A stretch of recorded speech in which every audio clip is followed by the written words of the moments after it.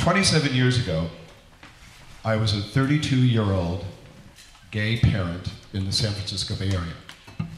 Now, that wasn't exactly what most people in the Bay Area were doing that were hanging out in the 80s, you know, happy times and the music that said, I like the nightlife and I like to boogie. Instead, it was, I'm going to buy a pair of toddler shoes and I'm going to make dinner and I'm going to do those kind of things. So it was a very different life for me. But like everyone else, I kind of hoped that maybe, just maybe, there was somebody out there that I could share my life with. And I hadn't found this interest for spiritual living yet. I didn't know what science of mind was. But I knew that something inside me said it was going to happen. And then one day, I was sitting at the rehearsal for the Gay Men's Chorus, and in walked this most unlikely person. Someone from an entirely different upbringing, from an entirely different community, nothing like myself. But there was just something about him. And something inside me said, go deeper, keep looking. And his friend said, have you seen him? He's nothing like you. My friends, his friends, they all agreed. We had nothing like each other. We were not at all like each other. But something about the two of us said, go deeper, look inside. Well, it turns out that he was an incredible man when it came to a 7-year-old. He carried her on his shoulders at street festivals. And 2 years later, this journey continued. And we both were hearing something inside, and neither of us knew how to say it to each other, but we knew it had to be said. And one night, for some reason, at dinner, we both started to have the same conversation. We wanted to grow our family. But we weren't allowed to adopt in those days. We weren't allowed to do a whole lot of things, but we wanted to grow our family. So we went and looked at surrogacy, we had a surrogate, we had the attorneys, we went to the workshops, we did all that, and we were all ready. And then one day I noticed we had 2 parrots, a macaw and a cockatoo. It's like living with a 2 to a 5-year-old for 75 years. Steve wasn't very good at being that parent to a 2 or 5-year-old, and I couldn't imagine putting him through something that really wasn't there, but I wanted a baby, right? But I looked inside and I went deeper. It was something talking to me. So we looked at fostering, and we became foster parents. And then we discovered that there were gay and lesbian youth thrown out of their homes because they announced to their families, I think maybe there's something different about me. So we became foster shelter. Because we wanted these kids to know that the word gay or lesbian and family did not have to be discordant. Well, there was still something inside of us talking to us. And we were listening, and it said, go deeper. And we decided to push the envelope. We went into FostAdopt. We sent documents to the parents of our son, and in 48 hours, they returned every single document saying they wanted nothing to do with him. He was ours to have. It was sad, but it was joyous at the same time. This young man lived with us for 5 years while we fought the battle. And then a judge passed down an order, a landmark decision. And we were one of 5 families that were allowed to adopt.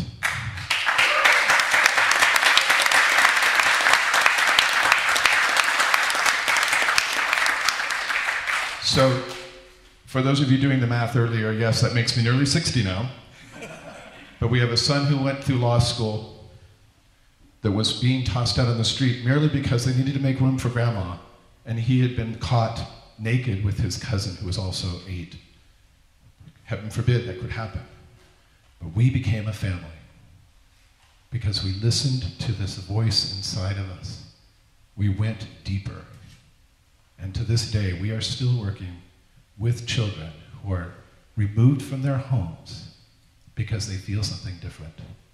And I am so grateful for this teaching. I am so grateful for Science of Mind. And I am so grateful to know that that voice was one voice, our voice, all of our voice. And my God consciousness has raised to that level of understanding. And I am so glad for that awareness. Thank you.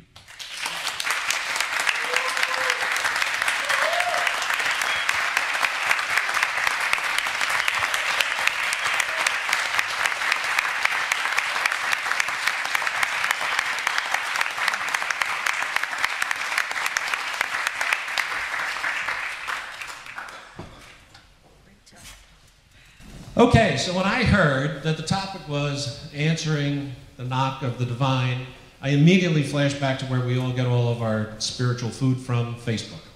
Right? And recall with me, there's a guy on there who's an Italian comedian, and he talks about what was in the past and what's happening now.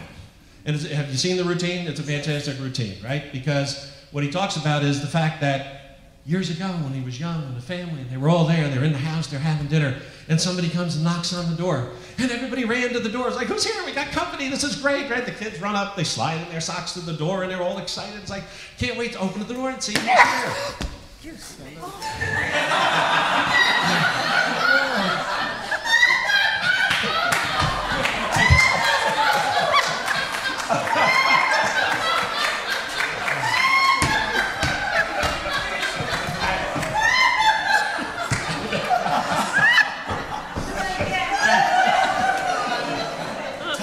I didn't think I'd move somebody that quickly. So, and that's okay. All right, so anyway, so everybody's so excited. They run up to the door, they can't wait to see it. The mother comes down, the father, the kids are fighting to see who's at the door, and there's all this excitement about who's at the door. So it's like, who could be here? But here's the other thing he says, my mother was always ready for company. She always had a cake in the kitchen, right? There was always a cake. Coffee cake, something that was been made for company. Who's coming? I don't know. The company may come, right? We may get company. And don't touch that cake. You eat the stale muffins, but don't touch that cake. That's for company. Now, somebody comes to the door and it's like, who's that? Did you think somebody was coming? Did somebody text you, say they were coming over? Who could it be at the door? I don't know. Peek out. Who's there? All right? And he's exactly right. So that's exactly what I think about when I think about the fact that who's at the door? Are you ready? Are you ready when the divine knocks at the door? Do you have a coffee cake made? Is it ready? Right? Because listen, it's not a question of if. It's not a question of when. The divine is always knocking at the door. Actually, the reason is the divine's been ringing the doorbell for years and you haven't heard it, so they went to knock it. A little sign says, doorbell not working, please knock out front. So the divine is always knocking. Now, my coffee cake is silence. I know that silence is the language of God. So the stiller I get, the quieter I get, the more I can hear that. But don't make a mistake. Everything that happens is the divine knocking. You fall in love, you fall out of love. Divine, divine. You get a raise, you lose your job. Divine, divine. It's all the divine, all the time. So the question is, how ready are we? Are we afraid to open that door? Because we know what kind of change is going to come. Maybe we're a little bit hesitant because we know if we open that door that our whole life may be different. I've been through that. I'm sure you've been through that too. I've lost friends, family, money, all that because I opened the door. But I'm here with you today. More friends, more prosperity than I've ever had in my life because I was ready and I opened the door. I was willing to take that step. So I'll ask you, stop making the coffee cake. Be ready for company because it's out there. It's knocking right now. So I'll leave you with one thought. There is no time when it is not the divine. Get it? There is no time when it's not the divine. Say that with me, will you? Come on. There is no time when it's not the divine. One more time. There is no time when it's not the divine. See God in everything, because when you do, you live a life of joy. And I thank God for my life of joy. Thank you.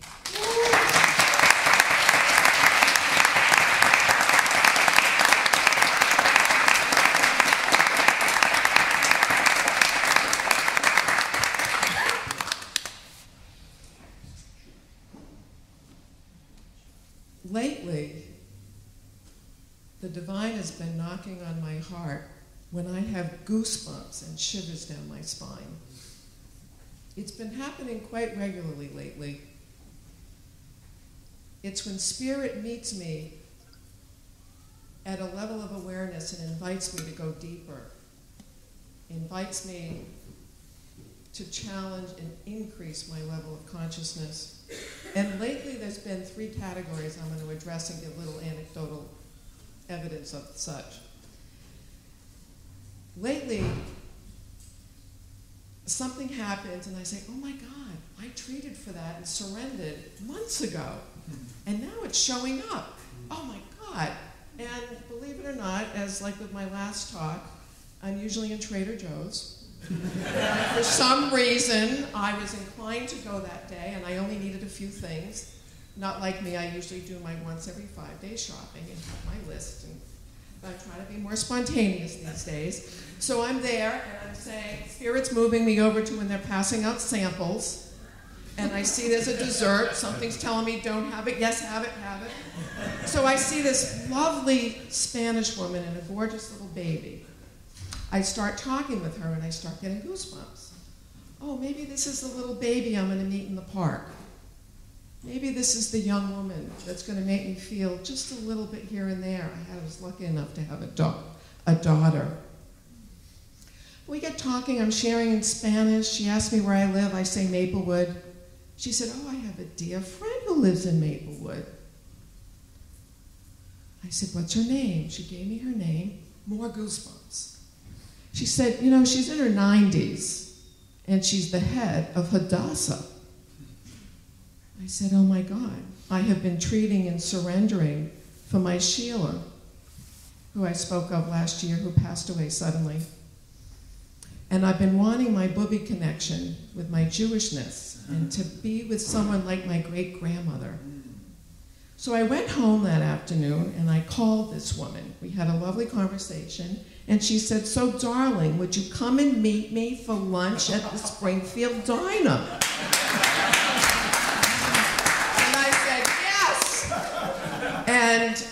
And I said, so how will I know it's you? And she said, I just want to let you know, I'm 90 plus, and I'll be wearing heels. I thought that was quite lovely. The next thing is, I was talking to a member of my family who's down and out, and talks of depression and illness and feeling isolated. And something wonderful happened yesterday in her life. She shared it with me. And I said, I want you to get in that feeling. Look at that as such a blessing. And from that, face your day. And she was giving me all the reasons why that one little blessing really doesn't counterbalance all this. And I said, but wouldn't you like the box around you a little bigger?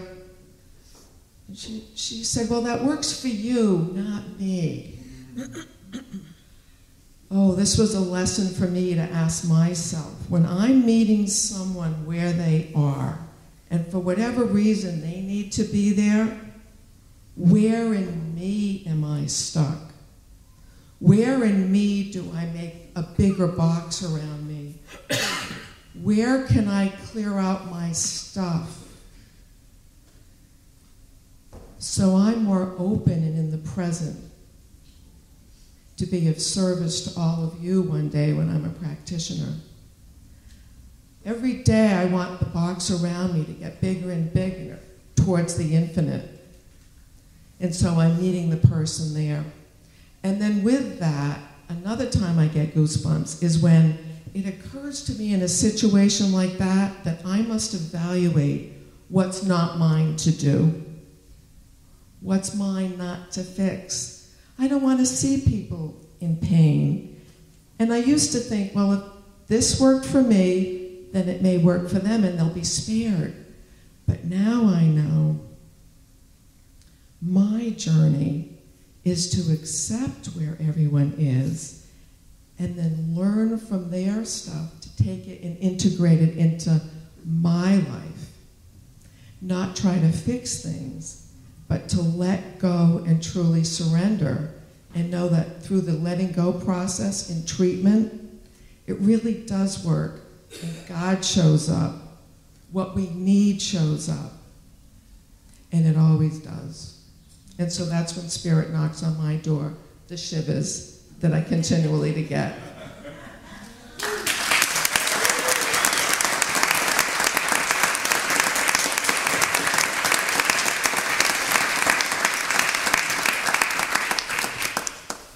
So for those of you who were here last week and got to hear Reverend Joel speak and were part of his workshop, he spoke a lot about writing soul letters, which is a way to invite the divine to knock.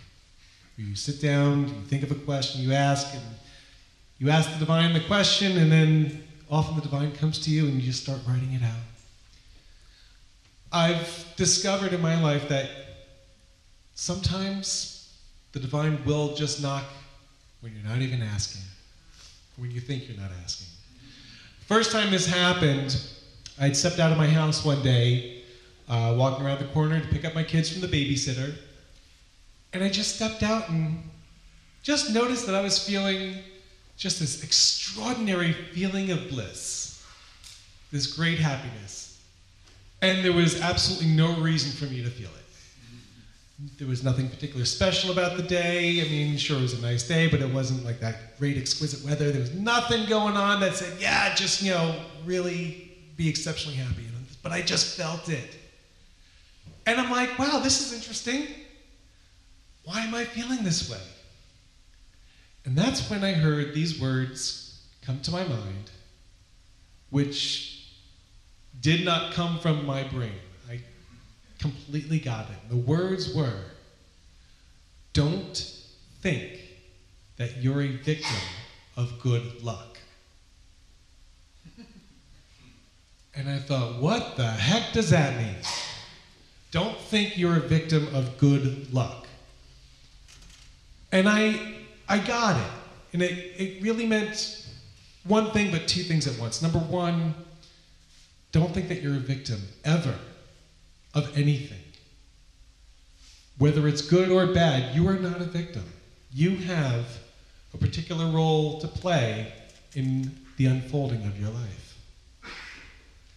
And so I'm like, wow.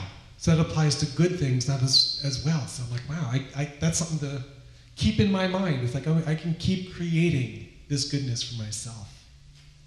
A couple years later, for those of you who don't know, I am also a interfaith minister and officiate weddings. And I was driving out to Long Island to do a wedding for a friend of mine. And circumstances being what they were led to it. I ended up leaving a bit later than I'd wanted to. And if anyone who's ever driven to Long Island on a Saturday, you gotta leave that extra travel time. And I had that extra time built into my schedule, but little by little it started getting eaten up. Of course, on the way, traffic started getting building more and more and more. And I tried so hard to maintain my consciousness. Like, okay, not gonna get upset, and every time we hit a red light, I was like, just right on that edge of just losing my stuff. And I knew the wedding was starting at 5 o'clock. I think I got there about 10 of, and I just ran in and found the bride and found the maitre d', and he's like, okay, well, we're all here. Let's get ready for a rehearsal.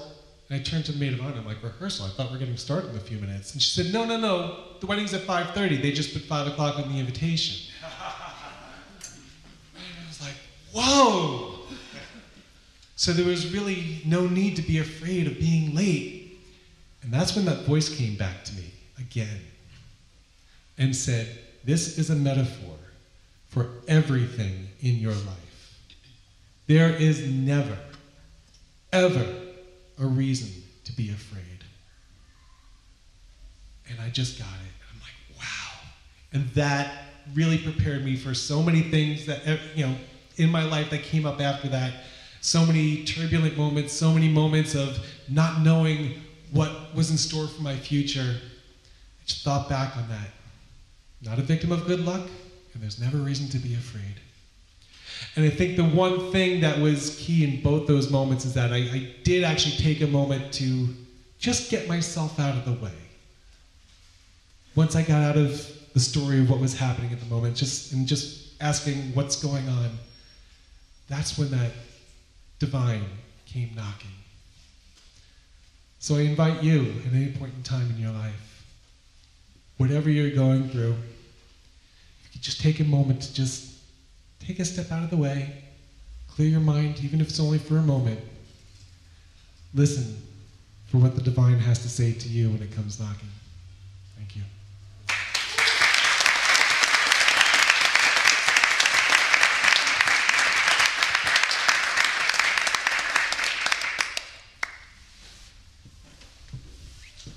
So as some of you might know, I just got back the other day from a 50-mile backpacking hike across Zion National Park, which was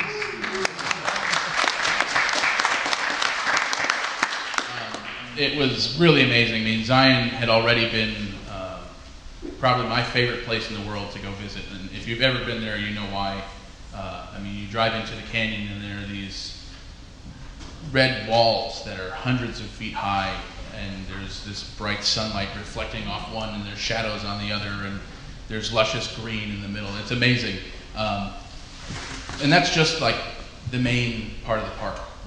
There's, vast acres of land outside of this main canyon. And we actually hiked from one side to the other, all the way across the entire thing. It really was amazing. In one, we started off and we're looking at trees, alpine trees, and then the next minute we're hiking through meadows, and then we're hiking through desert, and then we're, wading through rivers. It really was amazing. If there were ever a place that would prove that God is informed, that's the place to go to see that. It was an incredibly eye-opening trip. One of the things we would do every night, we would set up camp and then we'd eat dinner and then sit down and look at the map to make sure we knew where we were going the next day, right? So, you open this map and it's like one of those, before we had GPS, it's like those road maps. You open it this long, and it's two-sided, so we're not sure what's upside down and what side of the page we're on. So, we finally figure out where we're going. And one night we're looking at it and we notice that as big as this map is, there's a little corner down at the bottom that's the entire state. And it showed different regions of the state. And this map, which to us was this big, and in reality was forever. I mean, you would literally see as far as you could possibly see. And that was all on this map, right? And then we go back to that little corner, and in that little corner of the map, there's a spot this big. And that's the entirety of this map. And both sides of this map is about this big on this little corner. And we're like, wow, talk about perspective. Here we are seeing what seemed like thousands of miles. It was probably maybe 50. But down at the bottom of the corner was about this big. And that was just the state. You put the state into the entire country, the whole world, to the entire universe. It's like, whoa. It was really, really a moment of the divine knocking, saying, check this out. Check out your perspective, where you are. And every tiny microscopic piece of the divine is this huge 1,000-mile long majestic place. And I was just in shock the whole rest of the time. Here we are looking, and again, you just see forever, and it's this big. It's this big. It was really, really amazing. The other thing that this made me realize, and one of the reasons I love going out into nature, it forces you to slow down. You're not getting anywhere. If you're hiking 50 miles, you're not going anywhere fast. You're taking your time. And there were ups and downs, and man, you know, your legs and your feet would feel it at the end of the day. But you have to slow down. You have to slow down. You're carrying everything you need with you in a backpack. And you're not making it if you go fast. And what that made me realize is that almost all the time back in real life, you know, we're going so fast, and the divine is just, hello, wake up, knock, knock. Like Neil said, it's knocking all the time. And most of us are so caught up in our story that we're too busy to even listen. Yet the divine keeps knocking, and it will keep knocking until you listen. So the other part of this is that the divine will knock harder and harder until you listen. And we just keep getting caught up in the story, thinking it's a story, and eventually something's going to happen where you have to slow down long enough where you can listen. And that really was, for me, the most eye-opening part of this trip was it will continue to knock until you listen. It really will. So if you will join me in a prayer.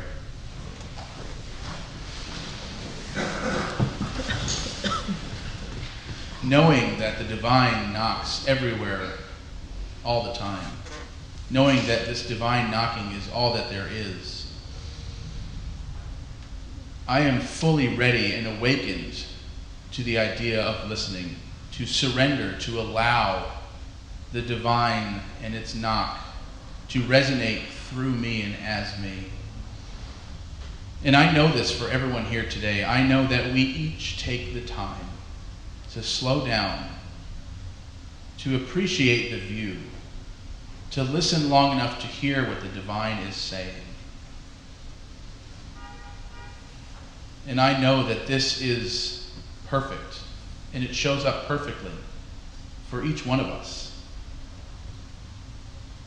I know that in this surrendering, everything becomes easier.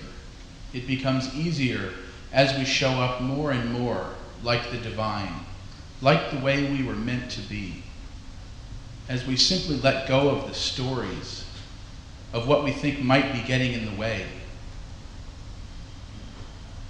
The divine just shows up more and more as each one of us. And I just simply say yes to this idea, knowing that it is my absolute perfect truth.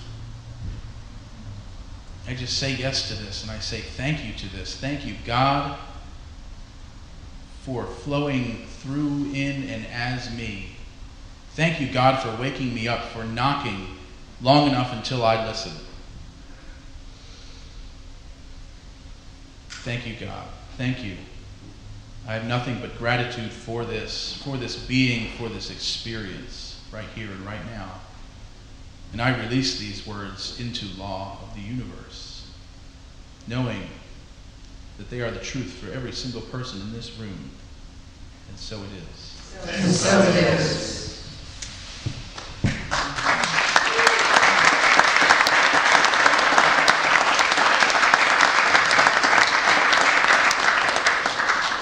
Please, all together, Jeff Tucker, Neil Pinkman, Bernally Garland, Brian Jude, and Dan Grandin.